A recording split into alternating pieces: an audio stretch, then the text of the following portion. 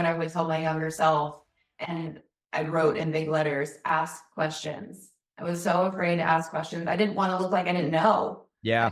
Like I didn't have the experience, but I wasn't asking the right questions, right? I knew how to do things. I knew how to execute and put together logistics, but I wasn't asking the correct questions. And you can't get to the bottom of it. And you can't, like I was talking about before, like you can't know what your attendees need if you're not asking them the right questions. You can't know what your executives and stakeholders truly want if you're not asking them the right questions. You might think that you're doing a great job, and you probably are executing and putting together logistics, but are you, and you're meeting your goals, but are you meeting their goals? Which ultimately, if you meet their goals and organizational goals, you're more apt to move up. The relationships and building kind of your core network of people, both inside and outside your company. Somebody who's in kind of this leadership type of role has to be able to speak at every stage of that process. How can you always be up-leveling that conversation and showcasing it's not just I'm executing on what I'm being told to do, but I'm coming to the table with not just ideas, but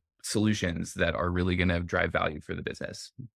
Events are not cheap, right? Being able to sell the value and the impact on what you're doing is absolutely critical. If this doesn't have to be an event, we probably shouldn't do it, because there's a lot more effective ways if we're just trying to build a leads list or drive awareness. There are other ways to accomplish those things at a much more scalable rate to save the financial burden on the company. But there are definitely times where it is one of the most valuable investments that you can make.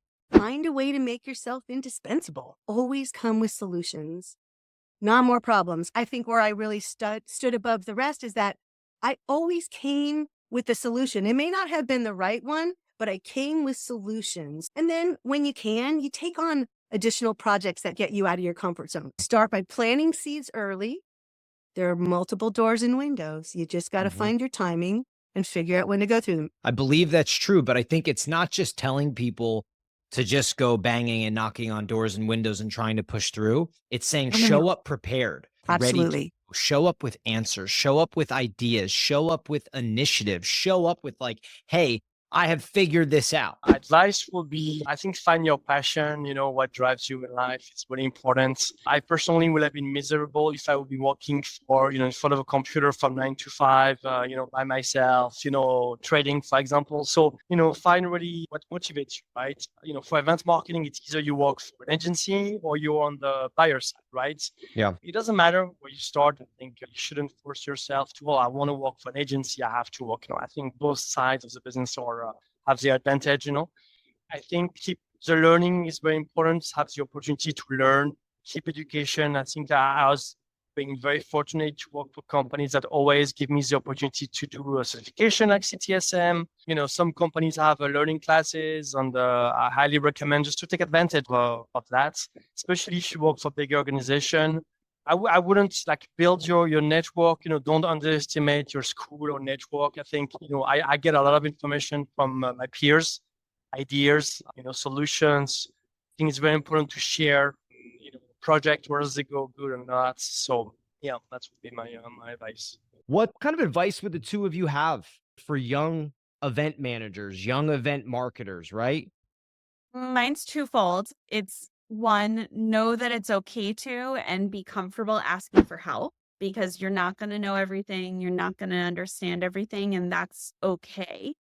And then the second part of it is, as you get comfortable with what's on your plate or what's kind of under your purview, ask for more, whether that's more responsibility or a seat at the table to listen on something that you're curious about. Really just start to broaden your experience firsthand or kind of on the sideline, so that you can continue to grow and evolve what you're capable of. Like that a lot. Yeah, I love that. I would also say, sort of tangential to that, is and this goes past just our specific role, but it's all about relationships and developing relationships, being a good, trustworthy, reliable partner to those that you work with is absolutely critical. And when I was young, you hear people talk about your network and leveraging your network, and eye roll, what's a network? And I'm never going to have one of those, but you will build a network. Yeah. And I, Lindsey, I can probably speak for both of us. most of our jobs have come through our network. And, I like those relationships you build, no matter how cheesy it might sound, like they will, make or break your success. So relationships. You start working with people that can execute. You start working with people that have connections, that can get stuff done, that can do things at a high level. And you have to surround yourself with people like that. Advice to my younger self would be give yourself grace. And this is something I've been sharing with anybody I talk to these days, just because the world is so nuts and there's so much going on. And we just came out of COVID and like things have just not been easy these past few years. But I think we're just so hard on ourselves. Like I know I've been hard on myself throughout my entire life. Like I said, I knew what I was up against when I started my career, when I just got going. I knew. And so I think I was so hard on myself to a point where there were many moments where I know I probably could have just breathed and give myself grace. So even when I talk to my team and they're like, oh, I didn't get to this one thing today, like give yourself grace. I just had someone on my team say to me, like, hey, Tavar, I need to take these 2 days off. They're just right before our merchant summit. Is that okay? If it's not okay, I don't have to go. It's okay. And I'm like, no, plan so you can take the time off. Right? The accountability piece in right. there is You don't huge. I love yeah, that. you don't avoid taking time off so you can plan. You plan so you can take time off. And so and that's a perfect example where I say give yourself some grace. And so that would be the advice I'd give to my younger self. Don't be too hard on yourself. Stay focused, yes. Have goals, yes. Have your North Star, yes. But in the process of growing and thriving, give yourself some grace. I think that's a good description of it, right? Because I'm a big believer in that as well. I like that you said that. And grace it's not saying you have some excuse that you can just roll into. Right. There's an accountability piece. Like your example of with your team member is great. It's basically saying, it's not saying like, yeah, sure, go ahead and take it, do what you want, give yourself some grace. It's saying, no, set yourself up so you can go get those days.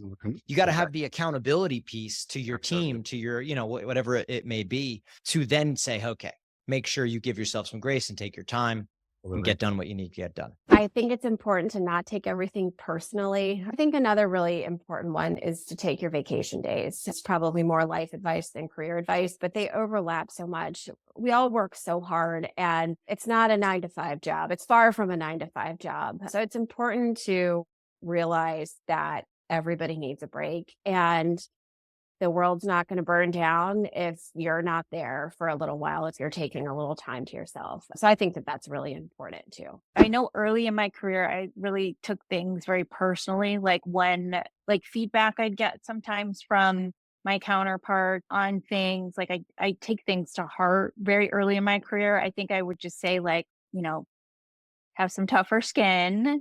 It's a long road. There's going to be mistakes that happen at every event, which is a true story to anyone that does this for a living. There's always something that goes wrong every single time. So don't try to take things too personally because you're doing great. That's what I say. I think that's really good advice, right? I love the idea of like being able to have thicker skin, whether it's criticism, whether it's things going wrong, just understanding that nothing's ever perfect, but it's really more about the journey. It's more about growing. And I think you can see that now as you've kind of moved on in your career and doing some really cool stuff. What is advice to your younger self? I actually have this reminder on my fanny pack that I carry with me. Don't panic. If you're a Hitchhiker's Guide fan or Douglas Adams fan, you'll get that reference, but it's, I think, applicable to everybody. Don't panic. The things can go wrong and you can have feelings about them and you can handle those feelings and you can come up with solutions and you can give yourself time, but panicking is always the wrong way. Learn how not to panic. Don't be afraid of failure. I mean, learn fast, learn and fail fast. I mean, see what's working, learn from that. There's going to be instances where you have this great idea and it's sometimes a failure, but what opportunities and lessons can you take from that?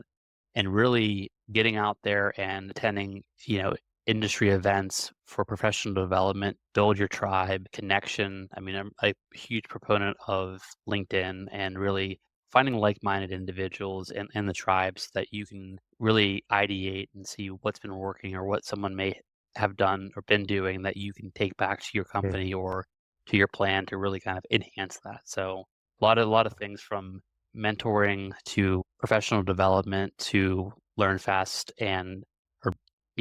learn quick, fail fast so that you can keep the momentum and ultimately, be bold, be creative. And that just kind of ties to my mantra of be bold in what we do, be creative, be humble, where, we are part of a bigger picture here. So what we have to do is ultimately work with many different stakeholders, and someone has a great idea that you have to work with very different cross-functional teams.